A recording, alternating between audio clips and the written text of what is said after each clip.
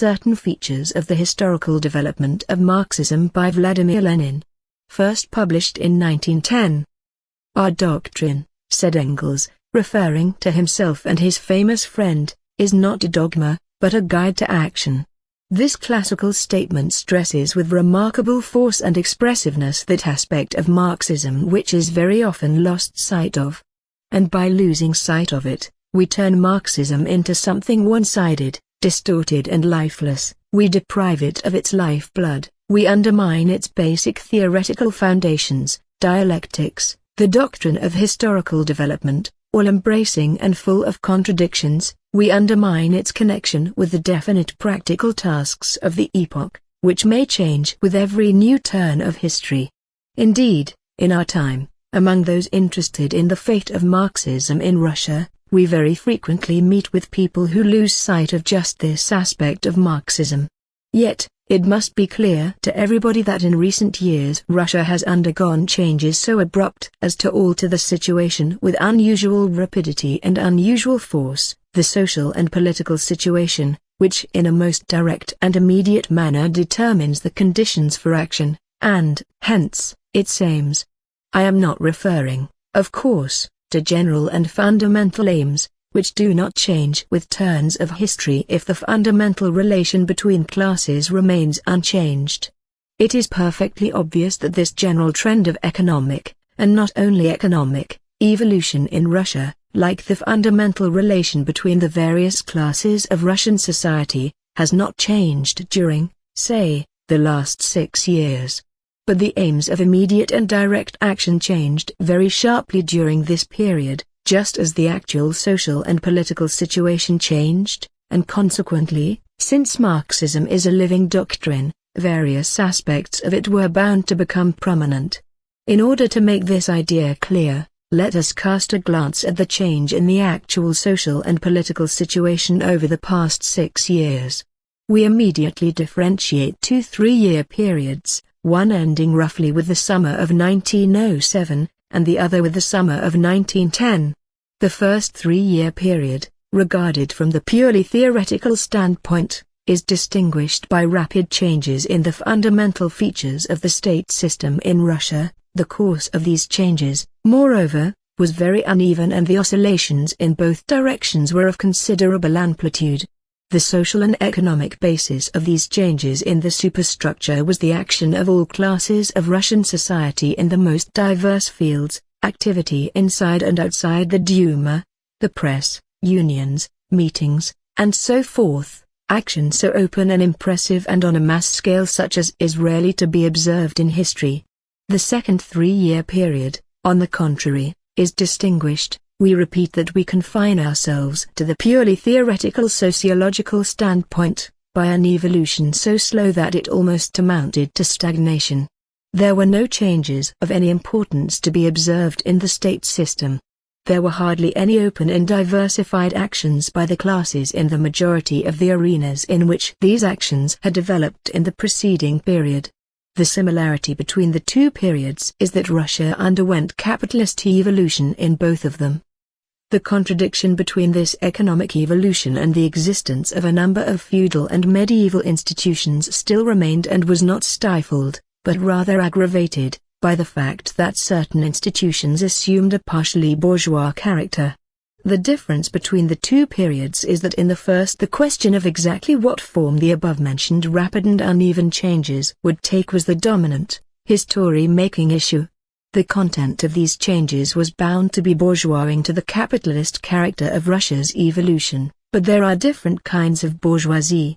The middle and big bourgeoisie, which professes a more or less moderate liberalism, was, owing to its very class position, afraid of abrupt changes and strove for the retention of large remnants of the old institutions both in the agrarian system and in the political superstructure.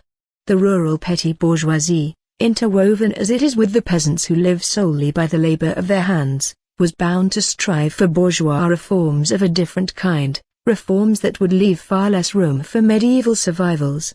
The wage workers, inasmuch as they consciously realized what was going on around them, were bound to work out for themselves a definite attitude towards this clash of two distinct tendencies.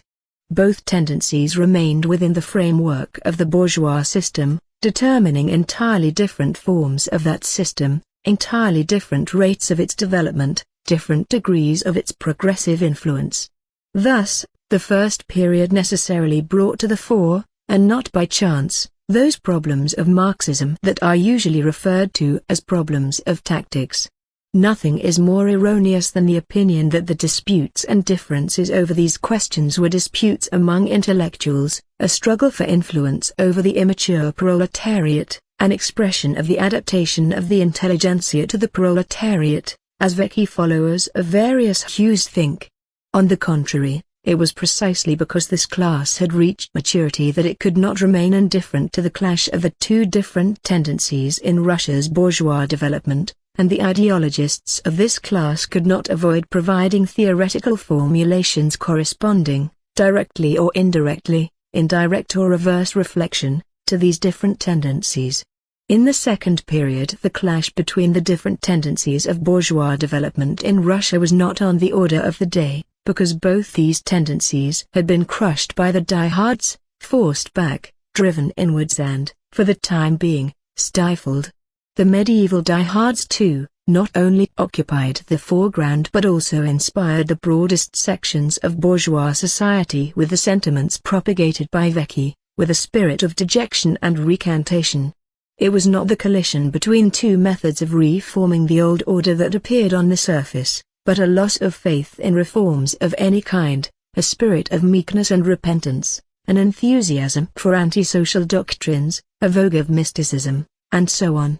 This astonishingly abrupt change was neither accidental nor the result of external pressure alone. The preceding period had so profoundly stirred up sections of the population who for generations and centuries had stood aloof from, and had been strangers to, political issues that it was natural and inevitable that there should emerge a revaluation of all values, a new study of fundamental problems, a new interest in theory, in elementals, in the ABC of politics. The millions who were suddenly awakened from their long sleep and confronted with extremely important problems could not long remain on this level.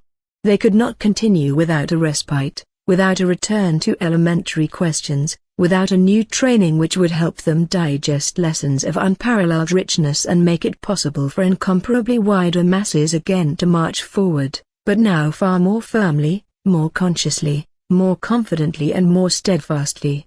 The dialectics of historical development was such that in the first period, it was the attainment of immediate reforms in every sphere of the country's life that was on the order of the day. In the second period it was the critical study of experience, its assimilation by wider sections, its penetration, so to speak, into the subsoil, into the backward ranks of the various classes. It is precisely because Marxism is not a lifeless dogma, not a completed, ready-made, immutable doctrine, but a living guide to action, that it was bound to reflect the astonishingly abrupt change in the conditions of social life. That change was reflected in profound disintegration and disunity, in every manner of vacillation, in short, in a very serious internal crisis of Marxism. Resolute resistance to this disintegration, a resolute and persistent struggle to uphold the fundamentals of Marxism, was again placed on the order of the day. In the preceding period, extremely wide sections of the classes that cannot avoid Marxism in formulating their aims had assimilated that doctrine in an extremely one-sided and mutilated fashion. They had learned by rote certain slogans, certain answers to tactical questions, without having understood the Marxist criteria for these answers. The revaluation of all values in the various spheres of social life led to a revision of the most abstract and general philosophical fundamentals of Marxism. The influence of bourgeois philosophy in its diverse idealist shades found expression in the Marxist epidemic that broke out among the Marxists. The repetition of slogans learnt by rote but not understood and not thought out led to the widespread prevalence of empty phrase-mongering. The practical expression of this was such absolutely un-Marxist, petty bourgeois trends as frank or shamefaced Otsavism, or the recognition of Otsavism as a legal shade of Marxism. On the other hand, the spirit of the magazine Vecchi, The spirit of renunciation which had taken possession of very wide sections of the bourgeoisie, also permeated the trend wishing to confine Marxist theory and practice to moderate and careful channels. All that remained of Marxism here was the phraseology used to clothe arguments about hierarchy, hegemony and so forth, that were thoroughly permeated with the spirit of liberalism. The purpose of this article is not to examine these arguments. A mere reference to them is sufficient to illustrate what has been said above regarding the depth of the crisis through which Marxism is passing and its connection with the whole social and economic situation in the present period. The questions raised by this crisis cannot be brushed aside. Nothing can be more pernicious or unprincipled than attempts to dismiss them by phrase-mongering. Nothing is more important than to rally all Marxists who have realized the profundity of the crisis and the necessity of combating it, for defense of the theoretical basis of Marxism and its fundamental propositions, that are being distorted from diametrically opposite sides by the spread of bourgeois influence to the various fellow travelers of Marxism. The first 3 years awakened wide sections to a conscious participation in social life. Sections that in many cases are now for the first time beginning to acquaint themselves with Marxism in real earnest. The bourgeois press is creating far more fallacious ideas on this score than ever before, and is spreading them more widely. Under these circumstances disintegration in the Marxist ranks is particularly dangerous. Therefore, to understand the reasons for the inevitability of this disintegration at the present time and to close their ranks for consistent struggle against this disintegration is, in the most direct and precise meaning of the term, the task of the day for Marxists.